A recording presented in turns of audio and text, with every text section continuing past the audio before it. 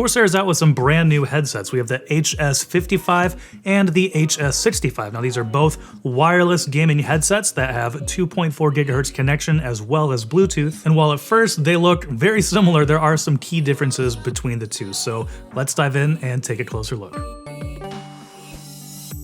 Hey everyone, I'm Jordan with 9 to 5 Toys. We are checking out the new headsets from Corsair today. Now looking at their entire headset lineup, things are starting to get a little bit cluttered, a little hard to kind of figure out what all's going on and where everything fits in there. So with these two brand new headsets, when you enter the wireless category, the HS55 is coming in at $100. Now that is at the very bottom end of their wireless gaming headsets on their website. And then the HS65 is just $20 more, so $120 for this headset. And in between those two different price points, $100 and $120, there are 6 different headsets, so there's quite a bit to choose from in there. But because of that multi-platform connectivity with both 2.4 wireless and Bluetooth, at that kind of more budget price point for those features, that's kind of where these headsets are going to fit in. One unfortunate note there is that you cannot use Bluetooth and 2.4 gigahertz at the same time. You have to push a button to toggle between one of the two, so that's the only unfortunate thing about that multi-connectivity. And visually there are some differences, you know, like how it connects here to the ear cup. It's a little bit different between the two different headsets, but the microphones appear to be the same, the drivers appear to be the same, so really it comes down to some software tweaks between the two. While both headsets offer pretty deep audio and EQ customization through Corsair's IQ app, the HS65 takes it a step further with the ability to use their Sound ID personalization. So basically you go through a test and you choose, you know, the style of music that you usually listen to, and they have a little loop that will keep repeating, and then you can choose between 2 different sounds that you like better. So A/B testing, you choose which one you like more, and then through this process of listening to a few different sounds, it'll kind of create a personalized sound for you. So that's one of the big differences, and we'll talk a little bit more about that Sound ID personalization and the results of that a little bit later. So at $100 and $120 respectively, you know, it's a little bit hard to call these budget gaming headsets, but once again, you know, keep in mind that the features that are available here for someone who wants both wireless and Bluetooth, they also have really good battery life at least 24 hours when you are on that wireless connection. So there are some key features here that I do think make it kind of into that budget category for the features that it's offering. One of the note here is that Corsair also offers the HS55 Core, which is priced the same, still $100 as, you know, this version here, but it doesn't have the same app control. So you're not going to be going into IQ and changing up the EQ profiles in there. So another option if you want something that's very simple, but it is the same price as this normal HS55 wireless version, that you can use the software. It would have been a little bit nice to see maybe another $10 knocked off of there. It seemed to be maybe a little bit more incentive to go with the plain version that doesn't have the software on there, but that's what we're working with. All right, now we're gonna quickly talk about the overall design, which on both of them I do think is a very pleasing design. One thing to note, they both come in, you can see on the 55 we have it in black, but it also comes in white. And on the 65 we have it in white, but it also comes in black, so you can choose your color there. And we mentioned it a little bit, but looking at the ear cups, on the 55 it has this kind of yoked design that goes all the way around, and it does still swivel 90 degrees there, and then it does also tilt a little bit there just to get a better fit. But on the 65, as you can see, the support only goes down to one side, but it has the same functionality. It still swivels 90 degrees, and then it also tilts a little bit to get a better fit. So a little bit of a different design there on the ear cups, but otherwise, you know, the overall footprint, and I'd say the general design language is very similar between the two. Both have, you know, the stepped adjustable headband. I think it's metal band reinforced, hopefully get a little bit more durability in there. Seems to be durable so far. I mean, you can spread it plenty wide there.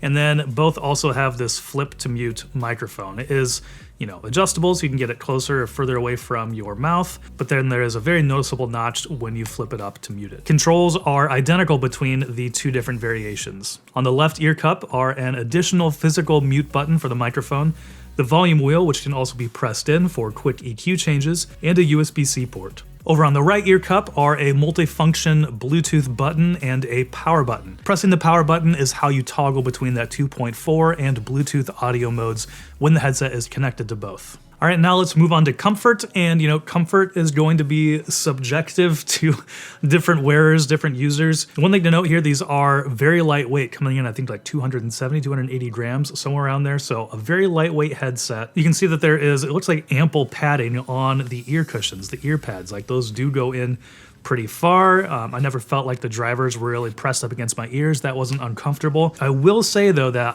if it's a combination of the clamping force and maybe the ear cushion material or the foam in there, I didn't find these to be the most comfortable pair of headphones or the most comfortable headset that I've used for gaming. I found them to be just a little bit fatiguing, but once again, this is still kind of in that budget category, so it's not going to be as comfortable as some higher end gaming headsets. We've reviewed some headsets that didn't work for me comfort wise, and these work for me. It's passable, but not as comfortable as some other gaming headsets that I've tried. Once again, think about that price point, think about the features. If you want something that's okay comfort wise, but you're really on a tight budget and you really need Bluetooth and you need wireless, then this is still a great option. And moving on to sound quality, this is also going to be very subjective. And with this headset, Corsair seemed to kind of lean into that because there is some deep audio customization that you can do within the IQ app. In the default sound mode though, just getting these out of the box and plugging them in, it had a very big, full kind of dark sound to it. So a lot of bass, not very bright, not very airy, but big, powerful, and impactful if that's what you're looking for a gaming headset. For me personally, that's a little bit too much when it comes to the types of games that I play. Usually I'm playing FPS games and I'm not, crazy competitive, but at the same time, I like to be able to hear what's going on in Battlefield 2042, and it's really cluttered and chaotic in there. So for me personally, I found some different EQ profiles that I thought worked really well. For me, the movie theater mode was a good starting point, and then I went a little bit further and tweaked that a little bit. So basically, I just kind of brought down the mids a little bit. They were a little bit too much for what I liked. So I brought down the mids a little bit, maybe tweaked the bass a little bit, but otherwise I found that to be a pretty good profile to get, both a strong, impactful sound, but still like the detail and clarity that I was looking for when I am playing like Battlefield 2042. But otherwise, both the 65 and the 55 once again, sound good for the price point. Stereo separation, imaging, it's okay. It does well, for a $100 headset that has wireless and Bluetooth and, all these EQ modes. Once again, like the comfort, it's passable. It's okay. Is it going to be as good as some more expensive headsets? No, absolutely not. But, that's kind of the trade-off you have to do here. Do you really need these features and you're on a tight budget, or do you want to save some more money and go for something a little bit higher quality? All right, and that brings us to Sound ID. So this is a personalization audio EQ mode where basically you go through an A/B test of a bunch of different modes and choose which one you prefer, and then it will create a custom profile for you based on those preferences. One thing to note here is that you cannot make any additional EQ tweaks after when you have the Sound ID personalization enabled. So it's basically like you turn it on and that's what you get, or you turn it off and you use the other EQ modes. So it would have been nice to be able to dial that in a little bit or make, a few tweaks to it, but that's not the case. And so for me, I didn't end up using the Sound ID. I guess through those preferences that I chose, it didn't create a profile that I really enjoyed for both gaming and listening to music, but I also felt like I could dial that in pretty well through the EQ profiles. So if you're newer to like EQ tuning or not really sure where to start or what to do, it can be a nice quick way to build out a profile that will change the sound. In my experience, it usually brightened it up quite a bit because that initial sound is darker.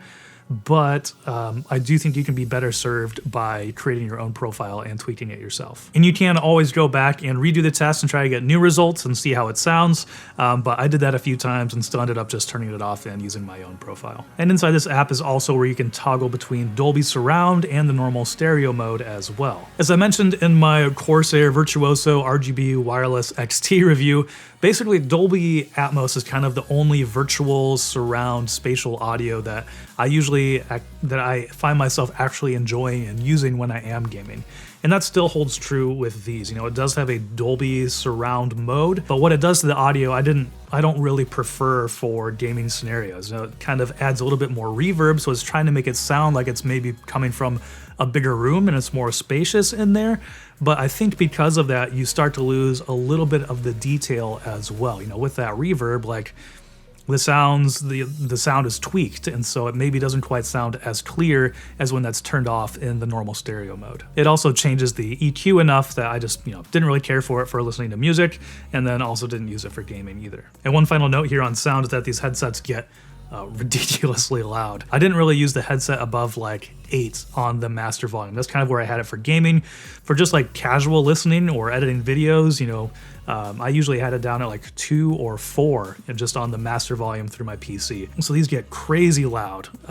Lots of headroom in there if you need to crank it up. One other really impressive feature on these headsets is battery life. So 24 hours on both of them for a wireless 2.4 gigahertz mode. But if you have it over on Bluetooth, it will go for, I believe, 37 hours. So quite a bit of runtime in there. It still pales in comparison to like the HyperX Cloud Alpha Wireless, which will go up to 300 hours. But at the same time, I feel like anything that lets you get a couple days of use without having to recharge, that's usually good enough. And that's definitely what you can get from these. Okay, so here we are testing the microphone on the HS65. I have it plugged into my Razer Blade laptop running through Audition. And then the other thing that I wanted to test is, how it does with keyboard noise in the background, because as we saw in IQ, one nice feature here is it has NVIDIA Broadcast Technologies, both a noise removal and a room echo removal. So really nice features there. I have them turned off right now, so we get a baseline for how this sounds to the keyboard in the background. NVIDIA Broadcast is kind of well known for doing really well for taking out background noise. So we'll see how it does on here. In my testing, it did very well. So now I'm going to turn it on, and I have the intensity cranked all the way up. And so now we'll see what it does with this keyboard. This is the Razer Huntsman Mini. It's the loudest keyboard I own with their purple optical clicky switches. So we'll see how it does with taking out that background noise. But like I said, in my testing, I was really impressed with how well that could do. For that budget price point, this is a pretty nice feature to have built into the software. If you are a streamer or a content creator in a noisy room, even though the microphone itself doesn't necessarily sound that great, it's nice to have this feature so at least you aren't like really annoying your teammates. All right, well, that kind of brings us to the end of the review here. The takeaway for me, if you need Bluetooth and 2.4 gigahertz wireless, absolutely need those in your gaming headset and you're on a tight budget. These are good options. They do everything well enough and have some really nice features built into them in the IQ software with all the audio customization and then also NVIDIA Broadcast. Of course, I'd love to see both wireless and Bluetooth able to be used simultaneously, but there's a more premium feature, I guess, that you need to spend a little bit more money on. So while for me, they didn't necessarily excel in any one category, if you are on a tight budget, you need those features, these are some great options, both the HS55 and the HS65. For me personally, I didn't even end up using the Sound ID personalization, so I think that the 55 might be the better option here and save a little bit of money, but that's going to be, my opinion on that based on comfort, sound, based on how I actually use the EQ profiles. But that's going to be it for this review. Thank you very much for watching. Let us know what you think about these headsets down in the comments below. And if you're looking for some other videos to watch, I'll link to our review of the HS80 as well as our most recent video. And thanks for watching. If you enjoyed this video, please give it a thumbs up so others can find it easier and consider subscribing. I'm Jordan with 9to5 Toys.